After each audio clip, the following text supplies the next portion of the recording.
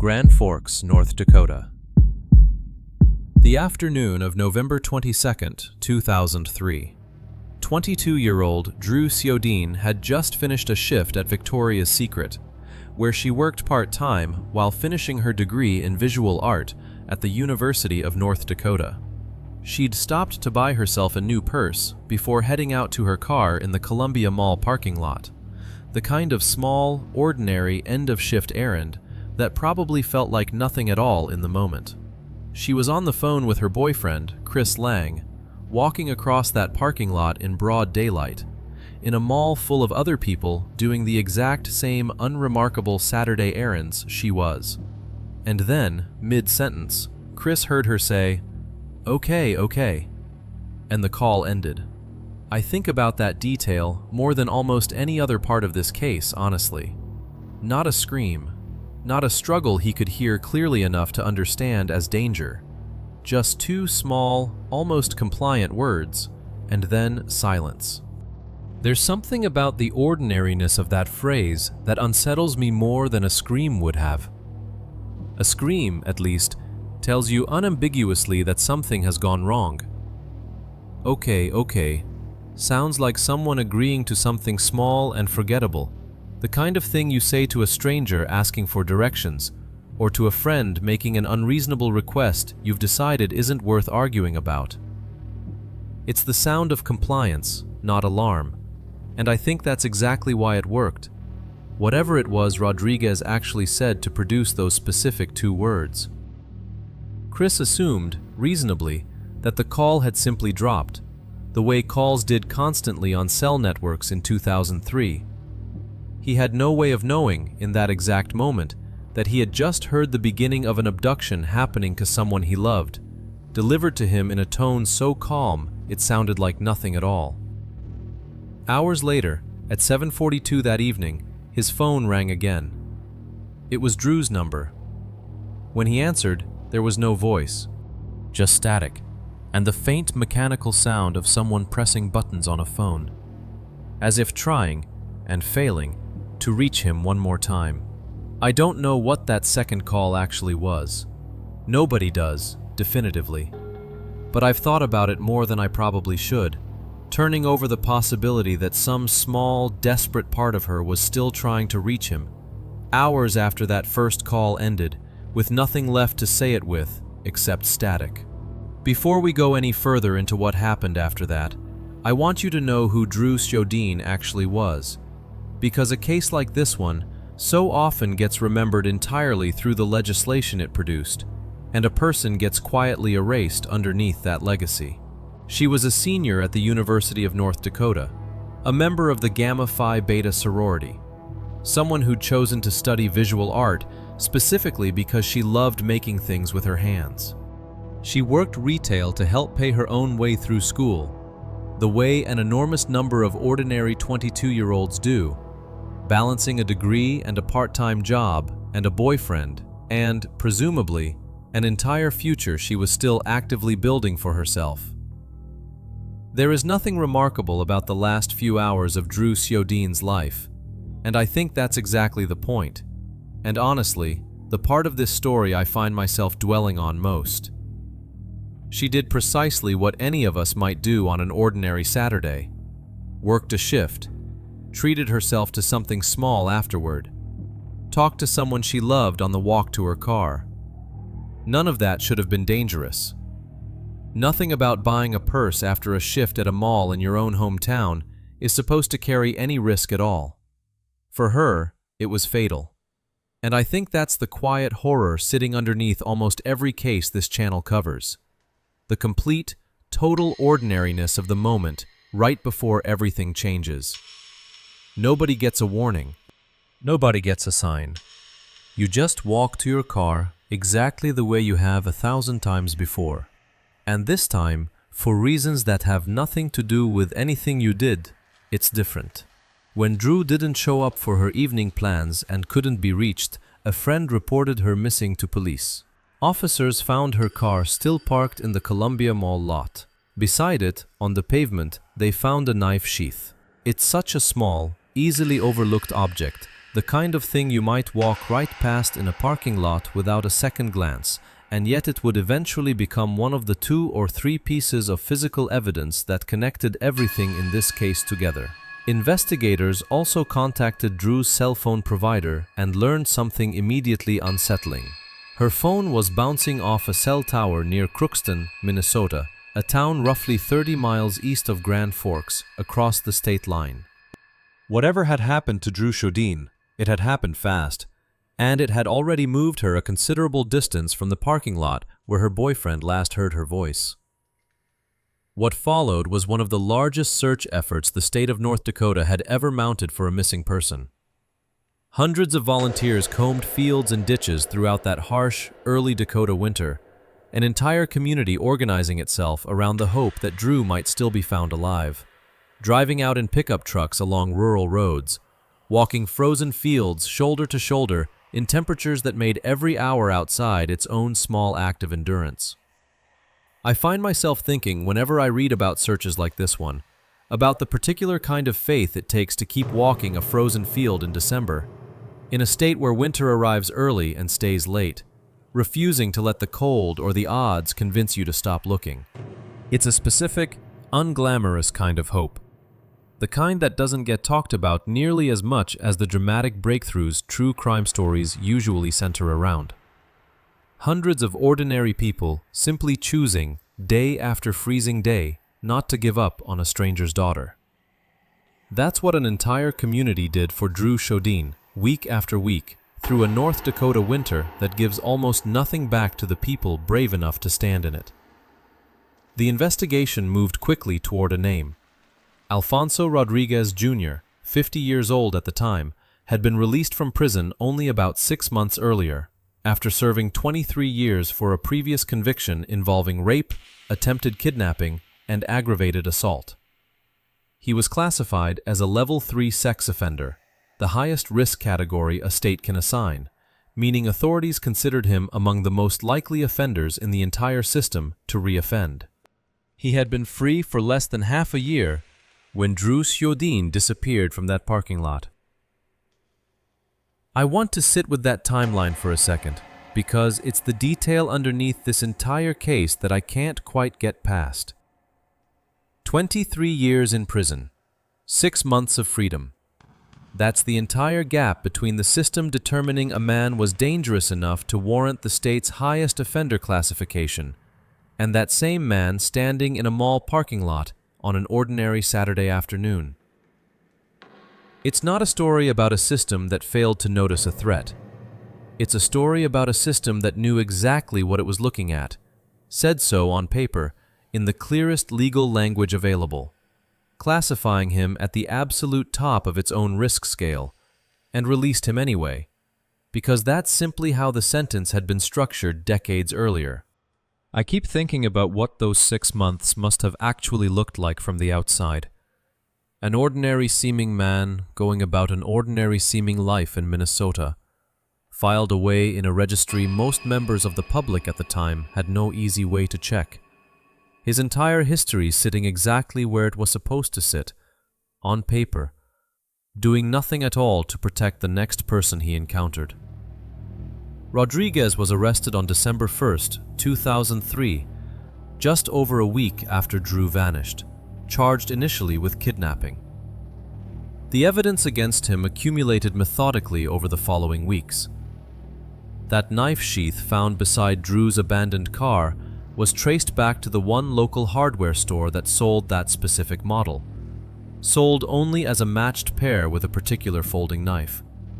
Investigators searched Rodriguez's vehicle and found that exact folding knife hidden in his trunk. Hair recovered from Drew's coat matched his DNA, and blood found in his car was matched against a sample taken from Drew's own toothbrush at her apartment, closing the loop on physical evidence in a way that left almost no room for reasonable doubt. For nearly 5 months, though, one piece of this case remained unresolved.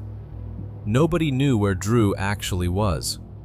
Her family and an entire state waited through the rest of that winter and into the following spring without an answer, holding on to whatever thin possibility remained even as the physical case against Rodriguez grew stronger by the week. It wasn't until April 17, 2004, that her body was finally found. In a ravine near Crookston, Minnesota, the exact area her phone signal had pointed toward 5 months earlier. She had been bound and showed signs of having been stabbed. Investigators believe searchers were only able to locate her remains once spring finally arrived and the snow covering that ravine began to melt. An entire Dakota winter having quietly, cruelly kept the truth buried under drifts of snow for months longer than it needed to. There's something about that specific detail, the snow melting, that I keep returning to. An entire region's harshest season became, without anyone intending it, an accessory to how long this case stayed unresolved. A kind of unwitting accomplice made of weather rather than intention. Nature didn't cause what happened to Drew, but nature decided, in its own indifferent way, exactly how long her family would have to wait to know for certain, adding month after month of uncertainty on top of grief that was already, by any measure, unbearable enough on its own. Before we go further, I want to know who's sitting with this story tonight. If you're watching, drop your country and the time where you are down in the comments. I think, honestly, about how strange and moving it is that a story from a mall parking lot in Grand Forks, North Dakota, a place most of the world could probably not locate on a map, ends up being watched and remembered by people scattered across dozens of countries and time zones decades later. Just your country and your time, and then let's talk about what happened when this case finally reached a courtroom, because it became something genuinely historic for the region. The trial, when it began in 2006, was North Dakota's first death penalty case in more than 100 years, a fact that on its own tells you something about how rarely the federal government pursues capital cases in a state like this one, and how seriously prosecutors treated what had happened to Drew. Federal prosecutors argued that Rodriguez had stabbed her and cut her throat, leaving her to die in that ditch near Crookston. The defense pushed back on jurisdictional grounds, arguing the case shouldn't have been in federal court at all, an argument that ultimately went nowhere. On August 30th, 2006, a jury convicted Alfonso Rodriguez Jr. of kidnapping resulting in death and sentenced him to death. The first and, to this day, one of the only federal death sentences ever handed down in North Dakota's history. I think it's worth pausing here, honestly, on how strange that particular fact is. An entire state, in over a century, had essentially never seen a case serious enough or federal enough to end this way. There's something almost dizzying about that scale of rarity, 100 years of North Dakota history passing without a single execution being handed down by its courts. And it took what happened to Drew Sjodin in a mall parking lot on an unremarkable Saturday to produce it. That's not a comfortable thought. It's just the truth of how rarely the machinery of a death sentence actually gets used, and how much has to go catastrophically wrong for it to land on any single case at all. I don't say that to make a political point about capital punishment one way or the other. I say it because I think it's worth sitting with, for a moment, exactly how exceptional this case was considered to be by the very legal system processing it. That sentence, though, did not end up being the final word. In 2021, 17 years after Drew's murder and 15 years after his conviction, a federal judge vacated Rodriguez's death sentence, citing procedural errors connected to how the jury had originally been instructed during sentencing. Rodriguez's underlying conviction for kidnapping resulting in death was not overturned. He remains in federal custody, serving life in prison, but the specific sentence a jury handed down in 2006, the one meant to represent this exact case's final, formal reckoning, no longer stands. The former federal prosecutor who tried the case said he'd spoken with Drew's parents about the reversal, and that their reaction was, in his words, exactly what you would imagine. He didn't elaborate further, and I don't think he needed to. Some reactions don't need description. You already know what they sound like. There is, underneath all of this, a piece of Drew Sjodin's case that reaches far beyond what happened to her alone. And I think it's the part of this story that matters most for anyone watching it today. A family friend named Bob Heels, who had helped lead the search effort during those 5 agonizing months, didn't stop working on Drew's behalf once her body was finally found. Alongside a group of private investigators, he began lobbying members of the United States Congress directly, pushing for a specific structural change, transforming the National Sex Offender Registry from a tool only accessible to law enforcement into something the general public could actually search themselves, freely, from anywhere in the country. I think about the sheer persistence that must have taken. An ordinary family friend, not a politician, not a lawyer by training, walking the halls of Congress on behalf of a 22-year-old college student he'd known personally, refusing to let her case end with a conviction and nothing else. That effort became Drew's law, and it did something genuinely unprecedented. The National Sex Offender Public Registry, established in 2005, was formally renamed the following year in her honor, becoming the Drew Sjodin National Sex Offender Public Website, a resource that exists, right now, for anyone in America to use, built directly out of the worst 5 months of one family's life. I keep coming back to how quietly radical that idea actually was at the time. Before Drew's law, the general public, ordinary parents, ordinary neighbors, simply couldn't easily check whether a level 3 offender like Alfonso Rodriguez had moved in down the street. That information existed. It just wasn't built for you to access it. Drew's case is the reason that changed, the reason an entire category of information moved out of internal law enforcement databases and into the hands of the very people it was always supposed to protect in the first place.